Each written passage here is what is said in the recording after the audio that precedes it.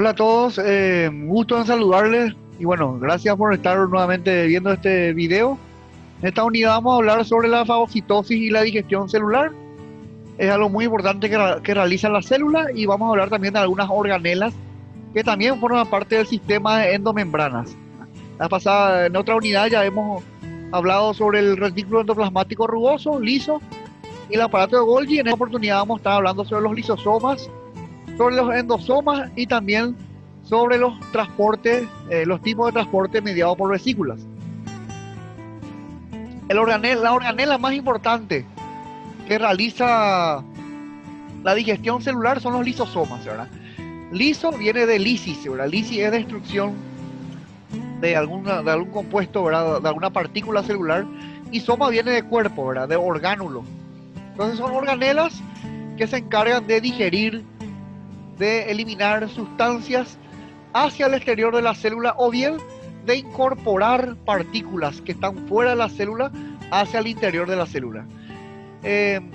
Ya dijimos que esto forma parte del sistema de endomembranas. Una particularidad muy importante es que estos lisosomas son formados a partir del mismo material del cual está formado el aparato de Golgi, es decir, son pedazos de aparato de Golgi.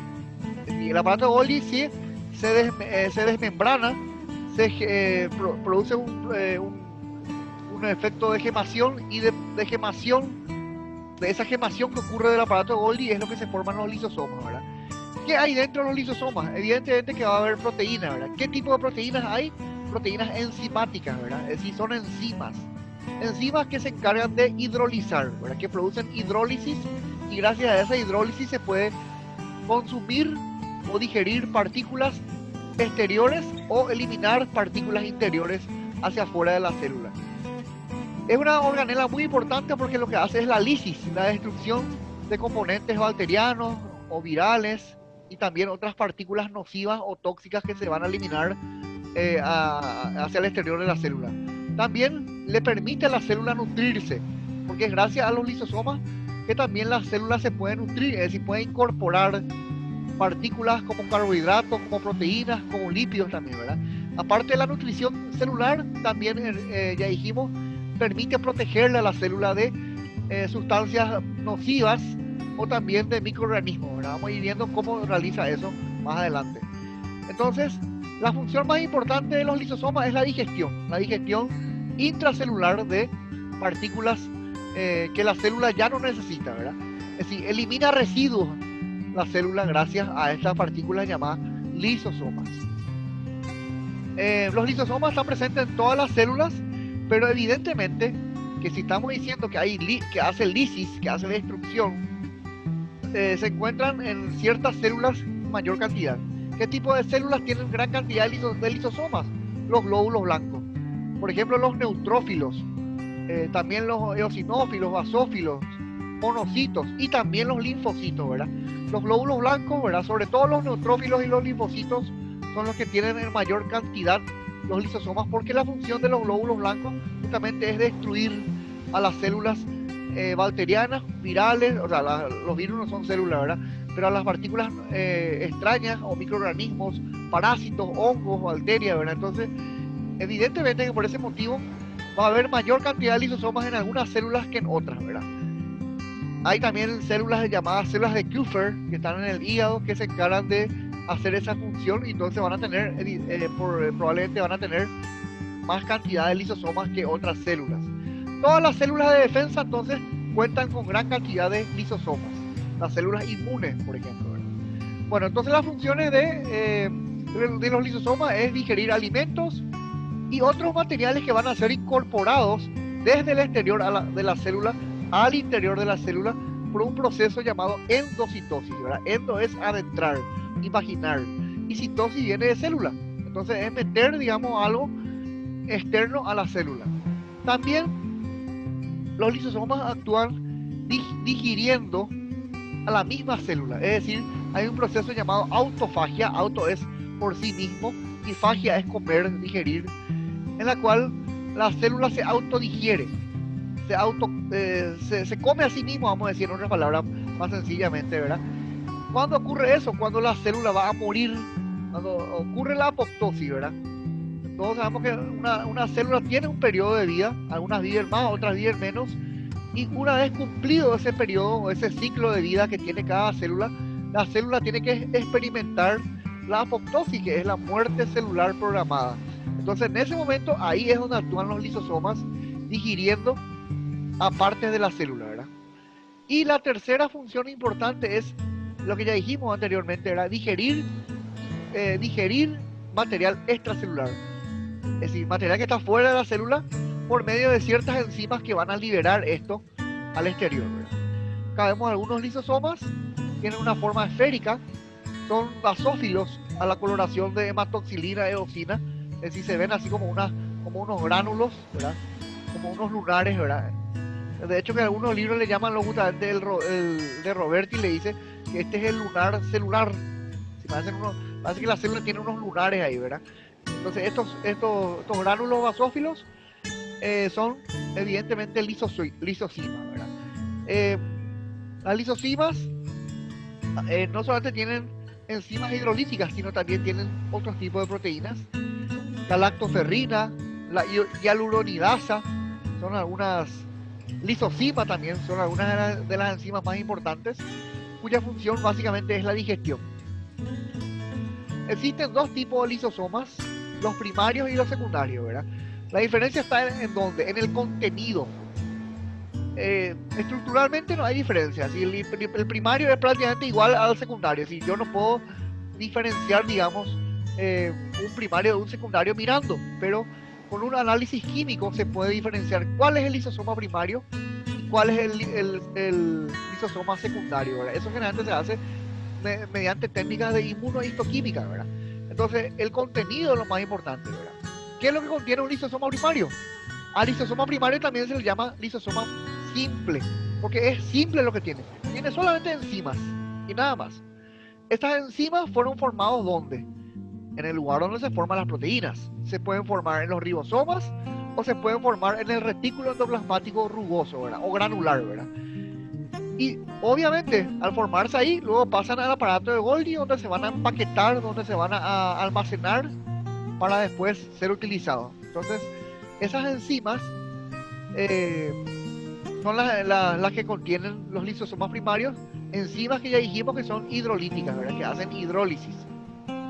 Y ya explicamos también que los lisosomas primarios surgen por gemación, es decir, el aparato de Golgi se desmembrana, se produce un proceso de gemación con el aparato de Golgi, y esa gemación del Golgi es lo que produce o lo que forman los lisosomas primarios.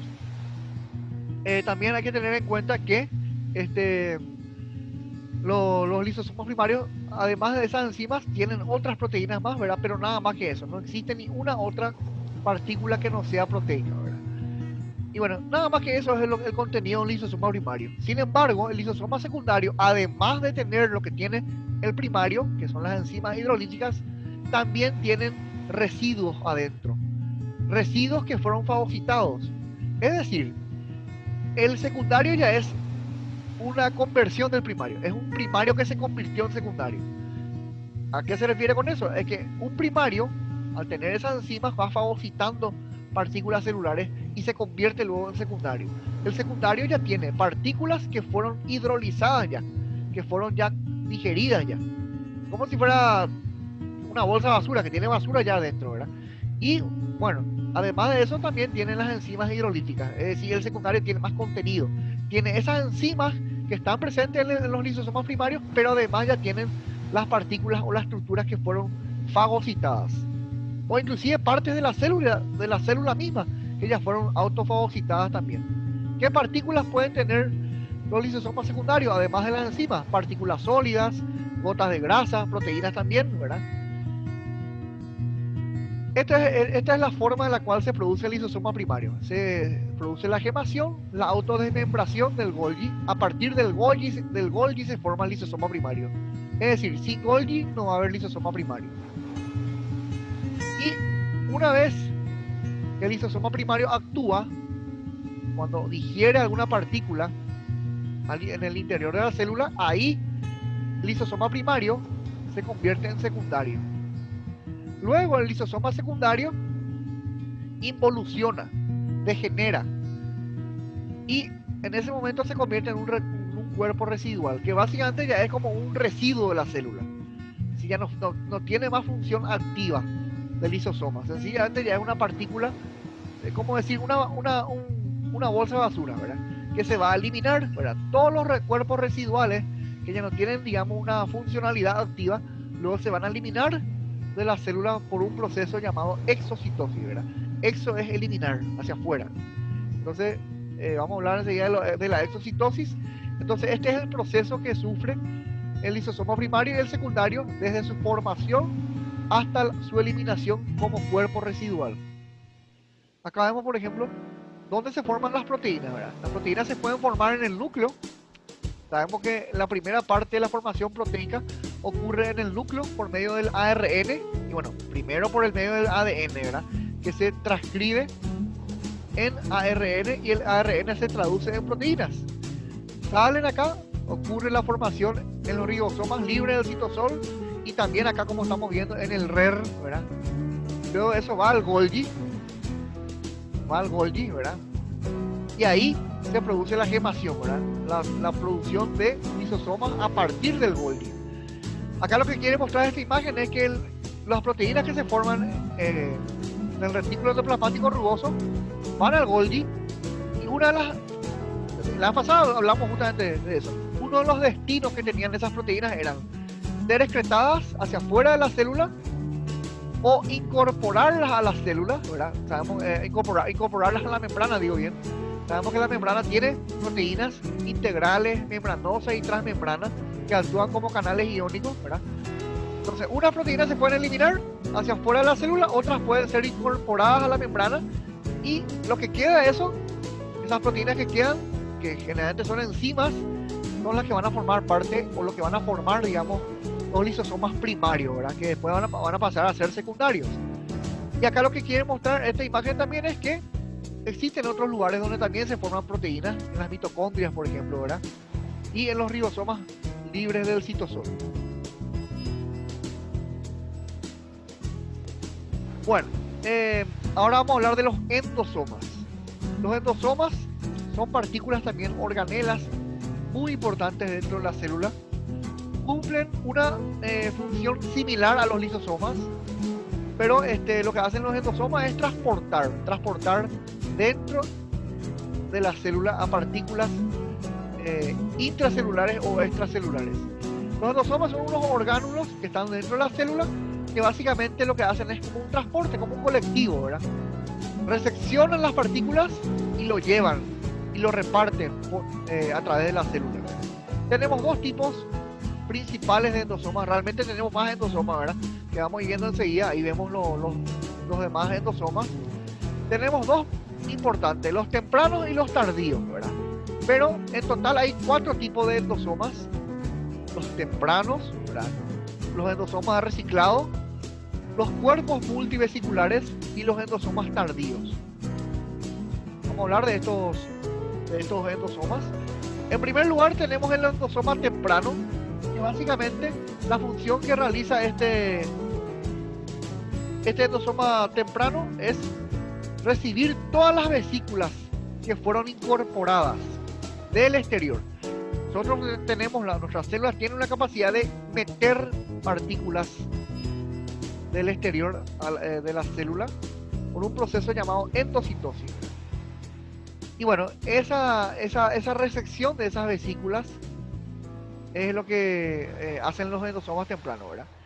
Los endosomas tempranos no solamente reciben esas vesículas, sino que reciclan, ¿verdad? Es decir, es como si fuera que yo compro una gaseosa, ¿verdad? Por poner un ejemplo, ¿verdad? Compro una gaseosa y tengo que dejar el envase vacío, ¿verdad? Entonces, esa es la función que hacen los endosomas tempranos. Reciben las partículas endocitadas, o sea, incorporadas del exterior al interior de la célula, y en efecto, o como parte de pago, vamos a decir así entre comillas, dejan unas vesículas de reciclado. Luego, esas vesículas de reciclado, ¿a dónde van? Esas vesículas de reciclado van a la membrana, como estamos viendo en este caso. Pueden ir al aparato de Golgi ¿Y qué van a formar esas vesículas recicladas? Esas vesículas recicladas después forman lo que son los cuerpos multivesiculares que vamos a hablar enseguida. Tenemos por otro lado los endosomas de reciclado que ya dijimos, ¿verdad? Que son los endosomas que se dan como parte de PAO, que se originan en los endosomas tempranos y que después van a formar, ya dijimos recién, los cuerpos multivesiculares. Los cuerpos multivesiculares ya dijimos que se forman a partir de los endosomas tempranos, y básicamente los endosomas tempranos, una vez que forman los cuerpos multivesiculares, se convierten después en endosomas tardíos, ¿verdad? Este es un proceso, ¿verdad? Paso 1, paso 2, paso 3, ¿verdad? Entonces, el primer endosoma es el temprano, luego eso se convierte en cuerpo multivesicular, gracias a este reciclado que ocurrió aquí, ¿verdad? Y luego los cuerpos multivesiculares que tienen hidrolasas, ¿verdad? Se convierten después en endosomas tardíos. Y el endosoma tardío es lo que finalmente da lugar al lisosoma. Por eso es que van a tener funciones similares a los lisosomas, ¿verdad? Porque son como unos precursores de los lisosomas. Son como estadios inmaduros o iniciales de lo que son los lisosomas. Es decir, todo lisosoma está formado por partes de endosomas, ¿verdad? Por eso es que el lisosoma tiene proteínas también, ¿verdad? Porque tienen hidrolasas que fueron formados en los endosomas tempranos, cuerpos multivesiculares y endosomas tardíos, ¿verdad? Bueno, y acá tenemos esto ya explicamos todo, ¿verdad? Tenemos un tipo de transporte llamado transitosis.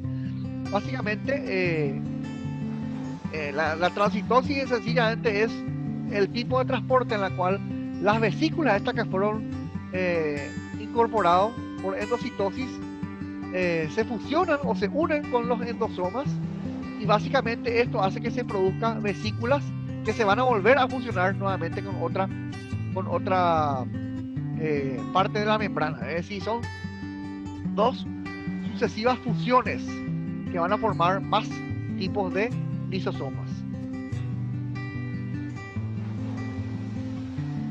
Bueno, y por último vamos a hablar del transporte mediado por vesículas. Básicamente tenemos dos tipos de transporte mediado por vesículas: la exocitosis y la endocitosis. Bueno, son transportes antagónicos, es decir, opuestos. Uno hace una función, la otra hace la contraria. Y vamos a ver otra vez que estos tipos de transporte se dividen nuevamente en subtipos. Exo es sacar partes de la célula, o contenido que está dentro de la célula. Endo es lo contrario, meter, incorporar partes que están fuera de la célula al interior de la célula. Ambos requieren de energía, ¿verdad? No se puede realizar ninguno de estos dos tipos de transporte sin energía, ¿verdad? Sí o sí es importante la presencia de energía. A no confundir, ¿verdad? Acá lo que se transporta del interior al exterior o del exterior al interior no son iones, porque eso es importante aclarar, porque nosotros habíamos estudiado anteriormente los transportes activo, pasivo, que era a través de la membrana. Eso es otra cosa, no tiene nada que ver con esto.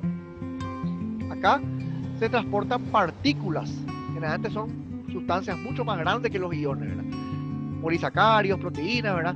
Son otros tipos de sustancias las que van a ser transportadas, y del exterior al interior o del interior al exterior.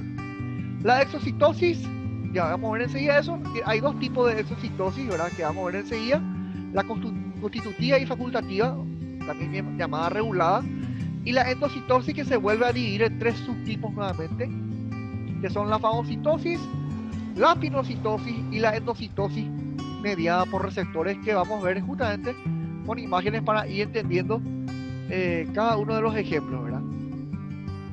Aquí tenemos la exocitosis. Ya dijimos lo que significa la exocitosis. Sería expulsar partículas del interior al exterior. ¿Cómo lo hace esto? Fijémonos en la imagen. Las partículas que van a ser excretadas no es que están así sueltas, están rodeadas por partes de la membrana. De hecho que estamos hablando que esto es un sistema de endomembranas. Y bueno, la palabra endomembrana yo creo que está claro, ¿verdad? Son partes de membrana que están internamente dentro de la célula rodeando a partículas que van a ser eliminadas. Una partícula no puede ser eliminada así como está, si es que no está rodeada por una parte de la membrana. ¿Por qué eso es importante? Porque esta parte de la membrana se va a unir con la membrana biológica, como estamos viendo acá. Esta vesícula, esto es una vesícula que contiene gránulos o partículas en su interior. Esta vesícula está rodeada por parte de la membrana y esta vesícula se va a unir con la membrana biológica, se va a fusionar y una vez unida se va a destruir, vamos a decir así, el punto de unión. Con eso ocurrirá la liberación de estos gránulos, de estas partículas, como estamos viendo ahí, con lo cual esta vesícula pasará a formar parte de la membrana, habiendo eliminado sus partículas exocitadas. Ahí estamos viendo, vamos a ver una animación donde vemos la vesícula se une con la membrana y se elimina el contenido al exterior. Vamos a volverlo nuevamente. A ver nuevamente, ahí vemos la vesícula se une, se fusiona y libera sus gránulos o su contenido al exterior. Eso entonces es la exocitosis.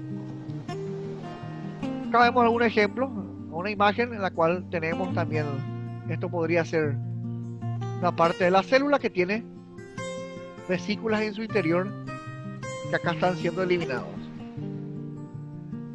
Hay dos tipos de exocitosis, como hemos dicho ya anteriormente, la constitutiva y la regulada. La única diferencia sencillamente es que, bueno, hay dos diferencias, ¿verdad? Realmente. Una es que en la constitutiva, básicamente, la secreción de exocitosis es sencillamente tiene la función de reponer la membrana, es decir, de compensar, digamos, la cantidad de sustancia que hay en la membrana. Sin embargo, en la regulada se eliminan muchas veces hormonas o sustancias enzimáticas hacia el exterior de la célula, ¿verdad? Bueno, y la palabra constitutiva y regulada significa algo, ¿verdad? La otra diferencia sencillamente está en que la constitutiva, digamos, no tiene, digamos, la acción de ninguna señal, ¿verdad? Acá viene una sustancia rodeada por una membrana que forma una vesícula. Si bien hay receptores, ¿verdad?, que permiten esta unión, esta fusión de esta vesícula con la membrana, acá no hay ninguna señal que active esto. Es decir, de por sí sola, la partícula es eliminada al exterior de la célula sin necesidad de ninguna señal. Sin embargo, en la regulada, para que esto ocurra, para que esto se active y se inicie este proceso de exocitosis, necesitamos de una señal. Aquí esto vendría a ser una señal, ¿verdad? La señal que puede ser una hormona, puede ser una sustancia química, un neurotransmisor también puede ser. Entonces, generalmente existen muchos neurotransmisores, ejemplo la acetilcolina, la dopamina, la serotonina, el GABA, la glicina, la glutamina, ¿verdad? El más importante de todo es la acetilcolina, ¿verdad?, que es un neurotransmisor utilizado en el proceso de contracción muscular, que yo tengo explicado en uno de mis videos, ¿verdad?, donde hablo un poco de fisiología. Entonces, ese mecanismo de exocitosis puede estar regulado por una señal activadora, una señal inductora, que puede ser una señal química o una señal eléctrica que active este proceso, que inicie este proceso. Como vemos, acá parece hay una señal, ¿verdad?, parece un wifi esto, ¿verdad?, que está activando la formación de la vesícula y por supuesto la unión de esta vesícula con la membrana y su posterior eliminación de estos gránulos, de su contenido, ¿verdad? Es decir, la constitutiva es sin presencia de señal, la regulada es gracias a la presencia activadora de una señal química o eléctrica, ¿verdad? Y por último vamos a hablar de la endocitosis. La endocitosis es lo contrario a la exocitosis.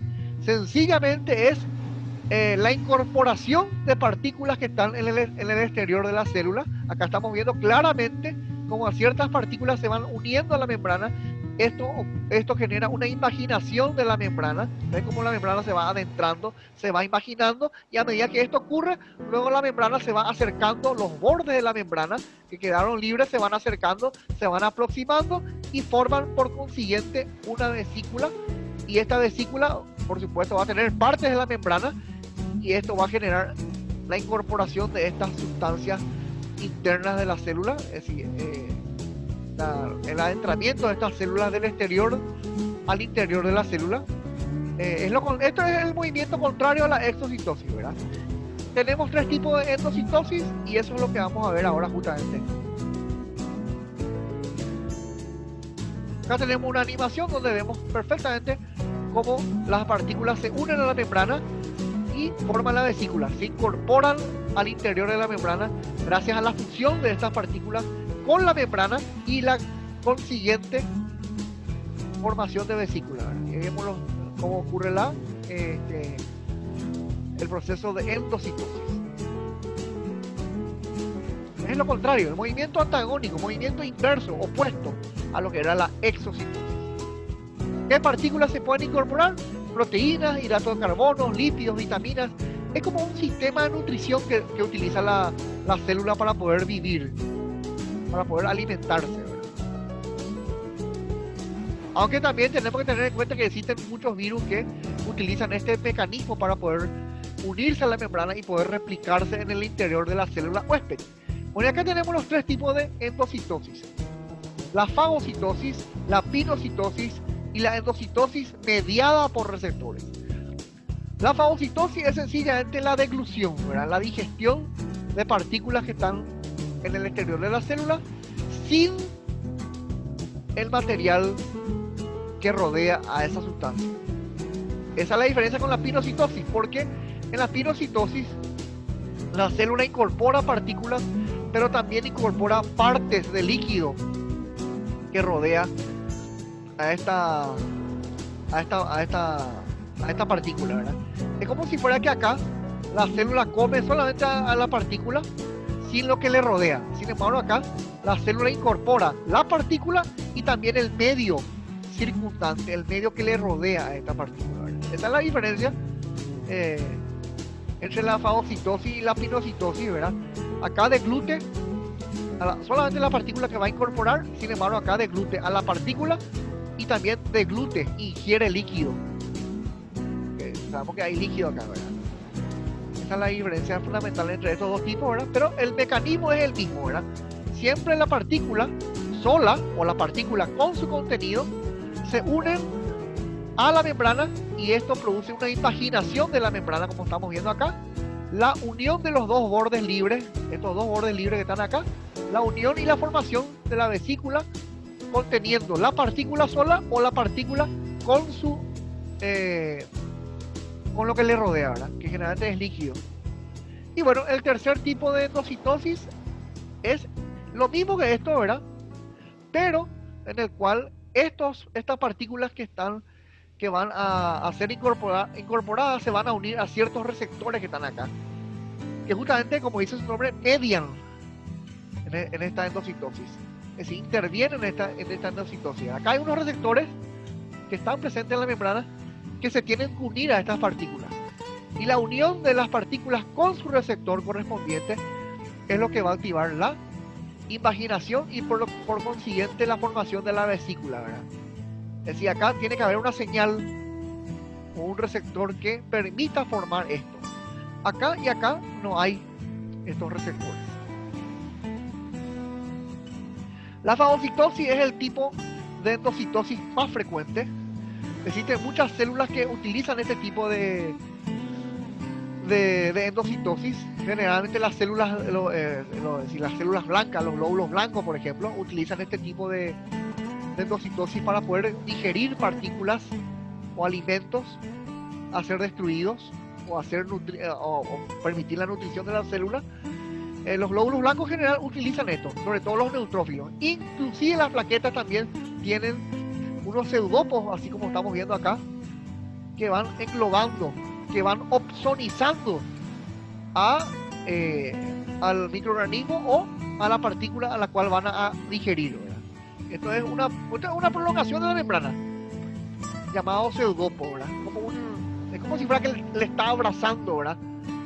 Digamos, la célula a la partícula la cual va a digerir, como si fuera una serpiente que va, digamos, rodeando a su presa antes de engullirlo, ¿verdad? Entonces, así mismo se comportan los pseudópodos. Así mismo ocurre la fagocitosis, que es uno de los 3 tipos de endocitosis, ¿verdad? Ya dijimos, la membrana forma prolongaciones que van englobando, que van envolviendo, que van abrazando a la partícula a la cual van a digerir. Luego de eso, varios lisosomas se pueden unir con esta vacuola, con esta vesícula, y van a liberar sus enzimas hidrolíticas en el interior de esta vacuola, ¿verdad? Para digerir eso, ¿verdad? O sea que no es que con esto termina ya la endocitosis. La primera parte es englobar. La segunda parte es la unión de la fusión de los lisosomas con la vacuola, en la cual los lisosomas van a liberar esas enzimas para poder digerir esto, porque si no, no se va a poder digerir esto. Ya dijimos, ¿verdad? Fago es comer, citosis viene de célula, ¿verdad? Entonces es comer célula. La célula puede comer desechos, puede comer bacterias, virus, puede comer protozoarios, ¿verdad? Y también hongos, ¿verdad? Puede fagocitar, puede comer cualquier partícula extraña, microorganismos, ya dijimos, ¿verdad? Y sobre todo ya dijimos qué tipo de células existe esto, ¿verdad? Los glóbulos blancos, por ejemplo, ciertos neutrófilos, y sobre todo los macrófagos, que son las células especializadas en hacer esto, ¿verdad? Esto es muy importante para la célula. Gracias a esto se puede generar la defensa inmunitaria.